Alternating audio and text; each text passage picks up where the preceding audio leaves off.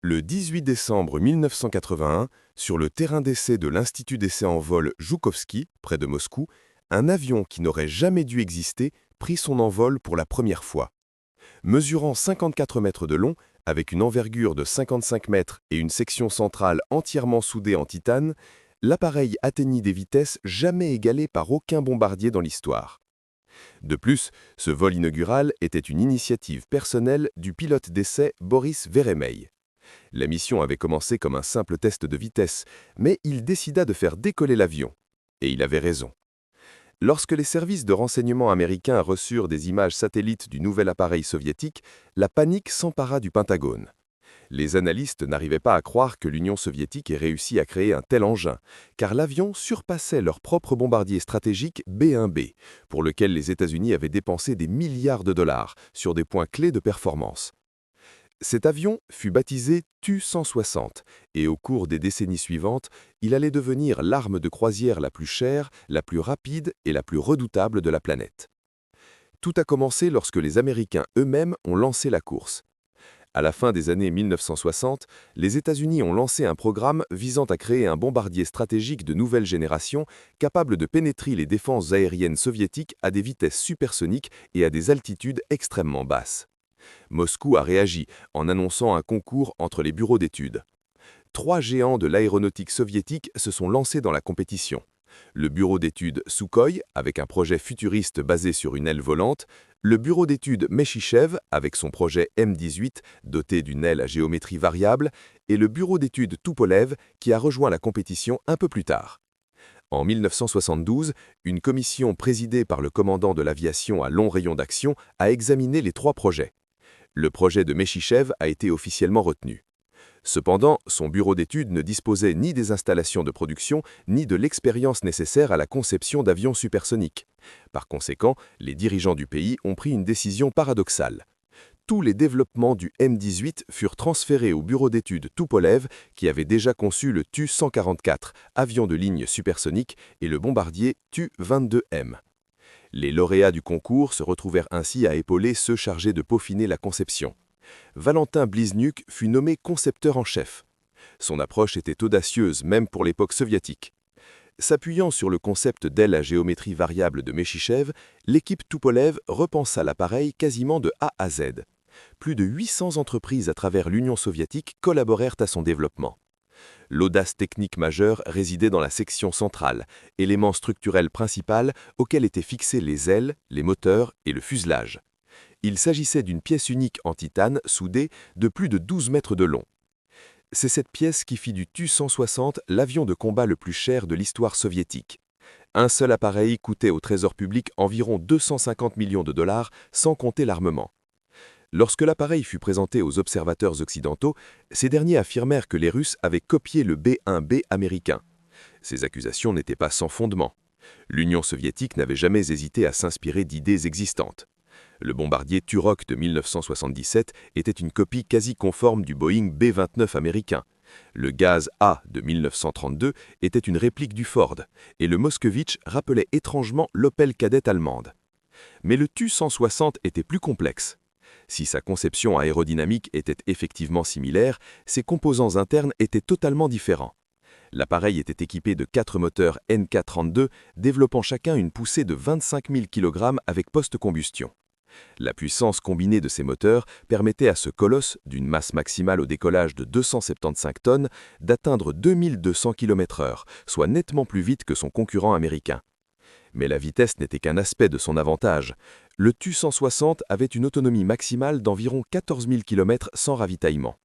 À titre de comparaison, le B-1B américain atteignait 12 000 km.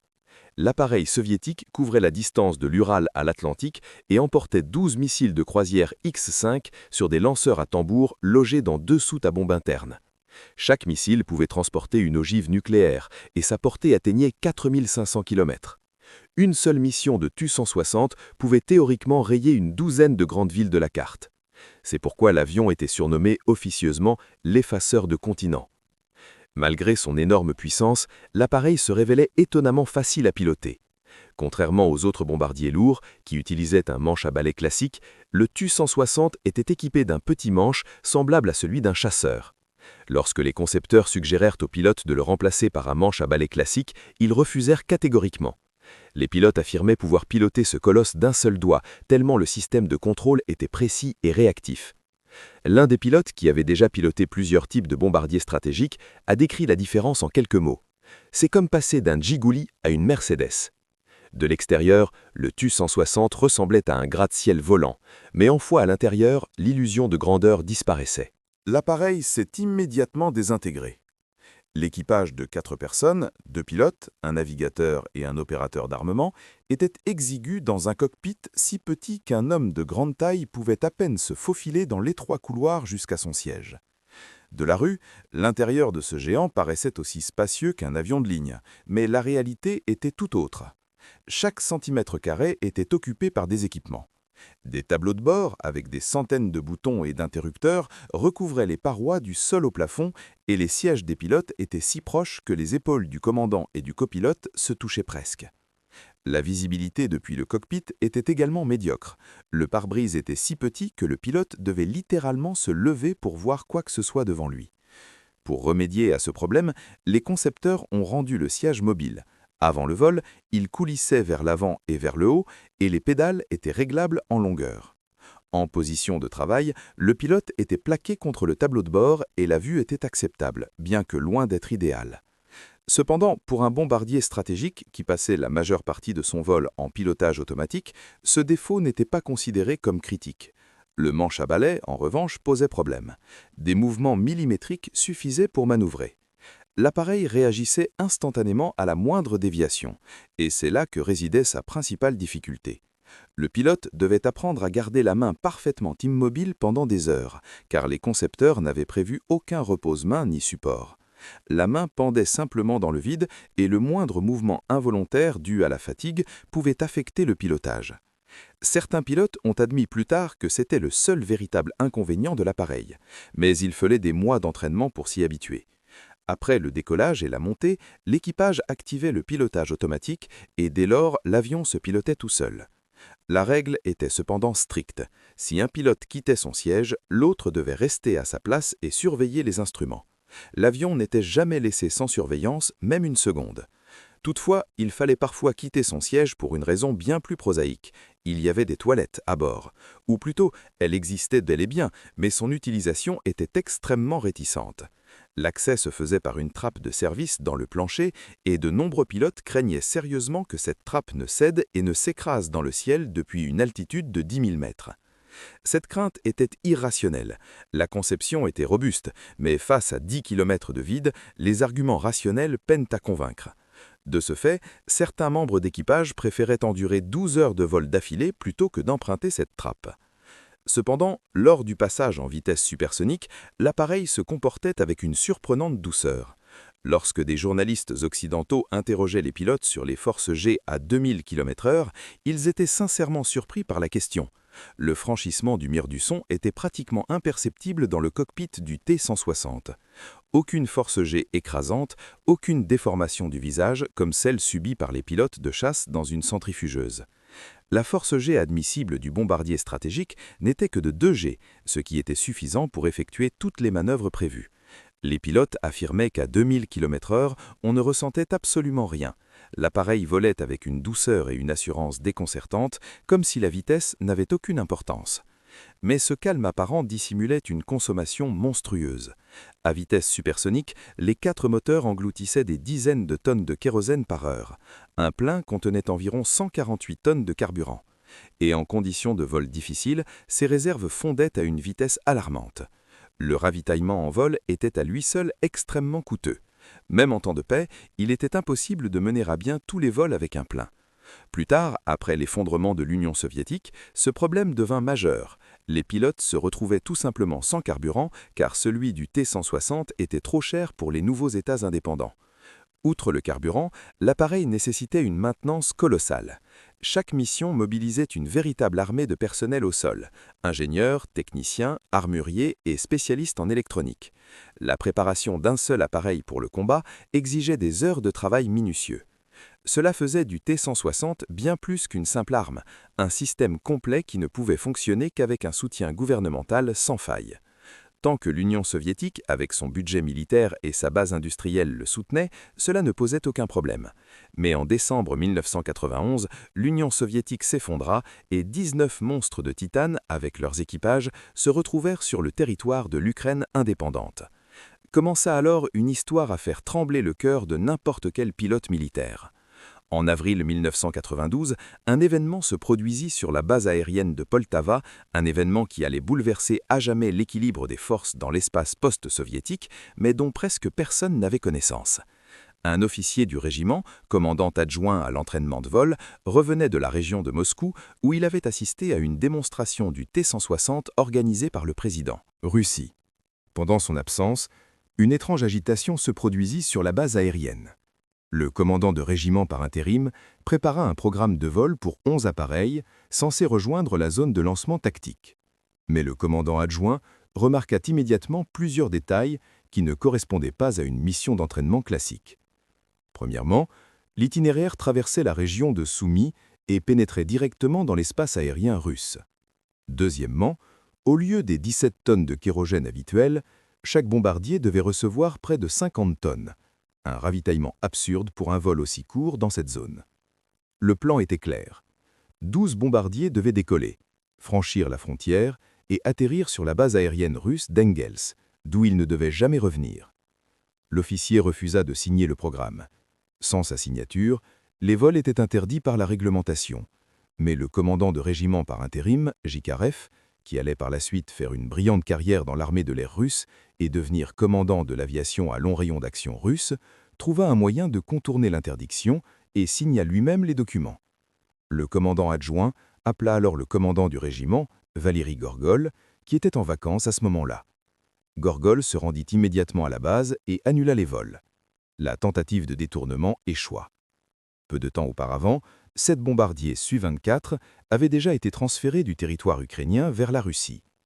C'est après cet incident que les autorités ukrainiennes interdirent tous les vols de T-160 hors du pays. Parallèlement, en mars de la même année, 1992, une importante démonstration de matériel militaire se déroulait dans la campagne biélorusse à l'intention des présidents de la communauté des États indépendants. Parmi les autres armes présentes sur le terrain d'aviation figurait le T-160. Boris Yeltsin s'approcha personnellement de l'appareil, serra la main de l'équipage et, frappé par la beauté et la puissance de l'avion, prononça une phrase qui allait à jamais être associée au bombardier. « Signe blanc ». C'est ainsi que, grâce à la bienveillance du président russe, naquit un surnom populaire, qui deviendrait par la suite presque officieux. Fait intéressant, le destin d'une autre personnalité hors du commun fut lié à cet avion. Djakhar Doudaïev, futur président de la République tchétchène, a un jour servi à Poltava comme chef d'état-major d'une division d'aviation de bombardiers lourds. Ce fait était remarquable en soi, car à l'époque soviétique, les Tchétchènes étaient extrêmement réticents à intégrer l'armée de l'air et encore moins à occuper des postes d'un tel rang. De jeunes pilotes du régiment ont volé avec Doudaïev dans le même équipage et se souviennent de lui comme d'un commandant sévère mais juste, exigeant le strict respect des instructions et des règlements. L'un d'eux, alors un très jeune copilote fraîchement sorti de l'école de pilotage, volait avec lui vers l'aérodrome de Chaïkovka pour une mission officielle. Il a décrit Doudaïev comme un homme en pleine santé, dans la fleur de l'âge, colonel et commandant de division. À côté de lui se trouvait un jeune diplômé qui devait se contenter d'accomplir son travail en silence, sans déranger son supérieur. En avril 1996, Doudaïev a été tué par un missile guidé qui a ciblé son signal de téléphone satellite. Alors que les tensions politiques faisaient rage autour de l'appareil, les pilotes ont continué à servir et à voler, même si les conditions se sont progressivement dégradées d'année en année. Le versement des soldes a été retardé de plusieurs mois, de 6 à 11. Les soldats étaient contraints de survivre grâce à la nature sauvage, nourrissant leurs familles sans recevoir un sou de l'État. Le carburant pour les vols était pratiquement introuvable et les commandants ont imaginé des stratagèmes ingénieux pour maintenir l'entraînement des équipages. Des personnes entreprenantes souhaitaient piloter le bombardier légendaire, et le marché était simple. Apportez un réservoir de kérosène et nous vous emmenons faire un tour. Pendant que l'invité profitait du vol, l'équipage s'entraînait et entretenait ses compétences de pilotage. Le vol était consigné à l'encre rouge dans le carnet de vol de l'invité, qui se vantait ensuite fièrement d'avoir maîtrisé le T-160. Cela peut paraître absurde, mais à cette époque, c'était le seul moyen de maintenir la capacité opérationnelle du régiment, car l'État n'avait pas besoin de son aviation. En 2003, un incident a démontré que l'aviation stratégique pouvait encore constituer une véritable force de dissuasion. La Russie a tenté d'annexer l'île ukrainienne de Tuzla, dans le détroit de Kertch, agissant avec audace et provocation. L'alerte a été donnée sur la base aérienne. Des véritables missiles ont été installés sur les appareils et les équipages étaient prêts au décollage. La provocation s'est estompée pendant 11 ans et certains officiels militaires ont par la suite établi un lien direct avec cet épisode et le fait que l'Ukraine disposait encore à ce moment-là d'une force aérienne capable de mener une frappe d'envergure. En 1999, les premiers ministres ukrainiens, Vladimir Poutine et Valéry Poustovotoyenko, se sont rencontrés à Moscou. Un document qui décidait du sort de 8 bombardiers stratégiques T-160, d'un T-95 et de près de 600 missiles de croisière X-55, chacun capable de transporter une ogive nucléaire, a été négocié. L'Ukraine a cédé cet arsenal à la Russie, non pas contre de l'argent, mais pour rembourser sa dette gazière. L'accord s'élevait à 275 millions de dollars, une somme qui est estimée à une véritable fortune. Les spécialistes militaires ont à peine couvert la moitié du coût d'un seul T-160.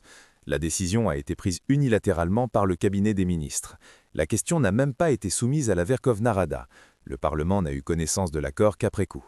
Chose remarquable, cela s'est produit immédiatement après la signature du contrat. Poutine et Poustovoyenko se sont rendus ensemble à un match de football des qualifications pour l'Euro 2000, Russie contre Ukraine. L'équipe ukrainienne avait besoin d'au moins un match nul pour se qualifier pour le tour suivant. Elle a encaissé le premier but, mais dans les dernières minutes, Andriy Shevchenko a marqué un but suite à un but contre son camp du gardien Filimonov. Le pays tout entier a célébré la victoire, ignorant que les événements principaux s'étaient déroulés non pas sur le terrain de football, mais dans les bureaux quelques jours plus tôt, où Rochamper avait reçu une arme stratégique capable de contrôler tout un continent. L'un des partisans de l'échange de bombardiers contre du gaz était Igor Bakaï, alors directeur de Naftogaz, un homme que l'idée de trahison ne semblait pas le moins du monde effrayer.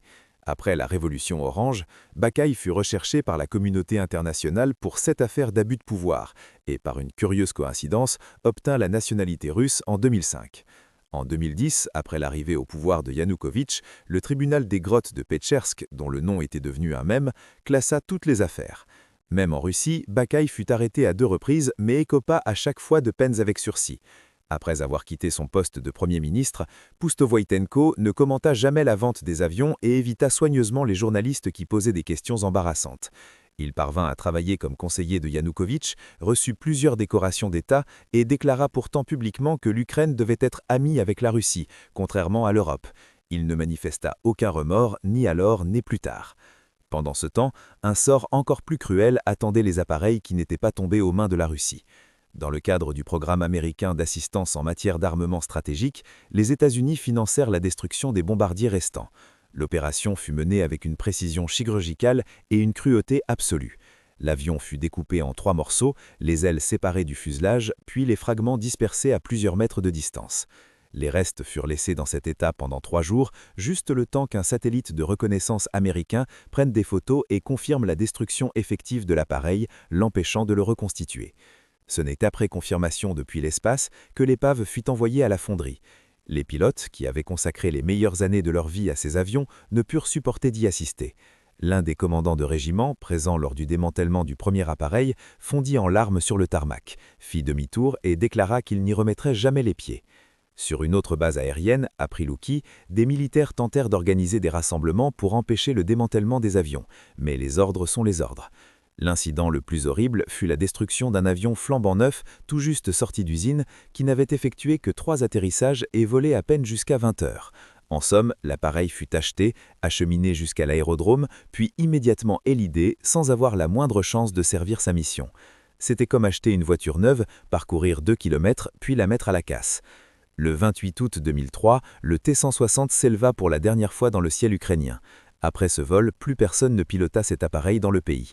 Le pilote de cette ultime mission expliqua plus tard qu'il avait pris sa retraite à 44 ans, car si l'armée de l'air n'avait plus besoin de lui, à quoi lui servait-elle? Mais la passion du ciel ne le quitta jamais.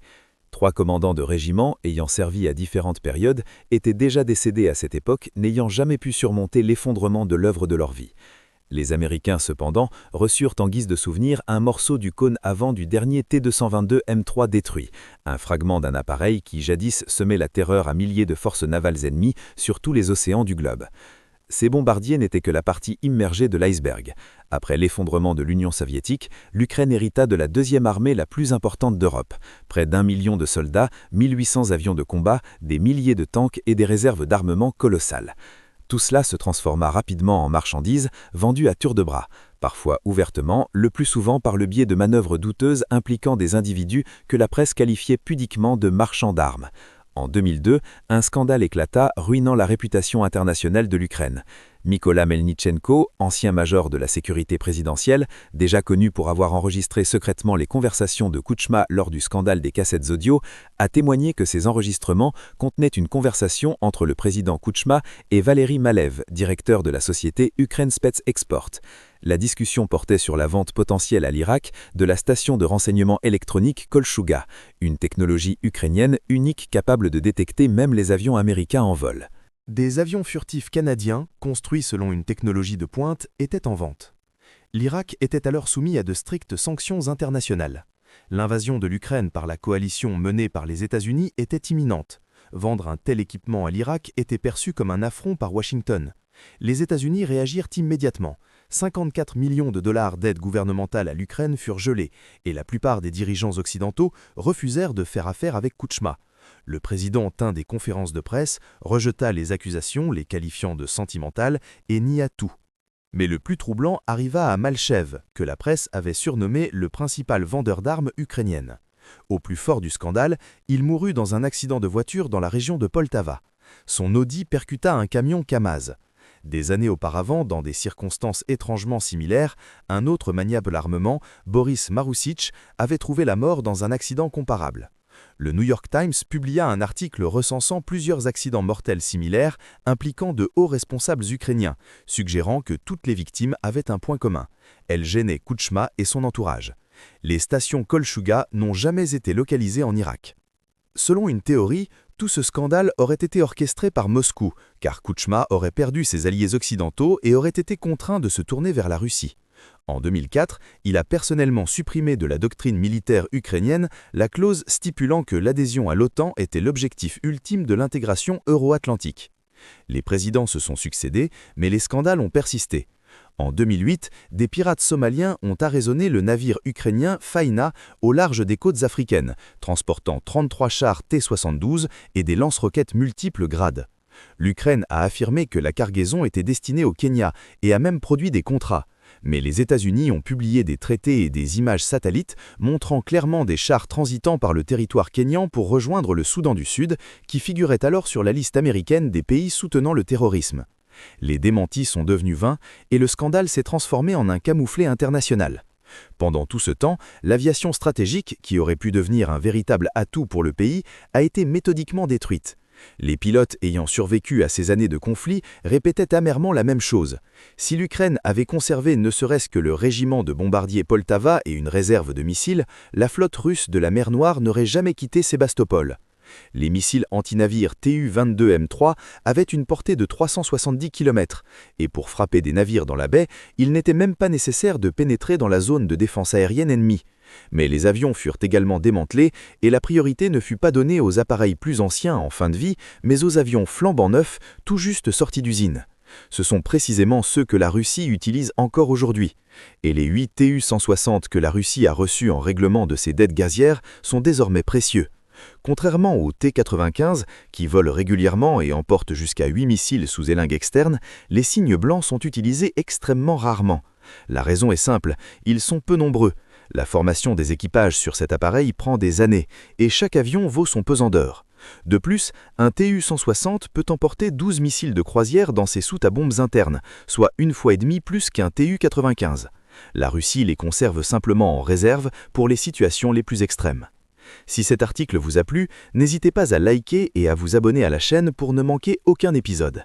Et dans les commentaires, dites-nous ce que vous en pensez. L'aviation stratégique aurait-elle vraiment pu changer le cours des événements ou ces avions étaient-ils tous condamnés dès la chute de l'Union soviétique ?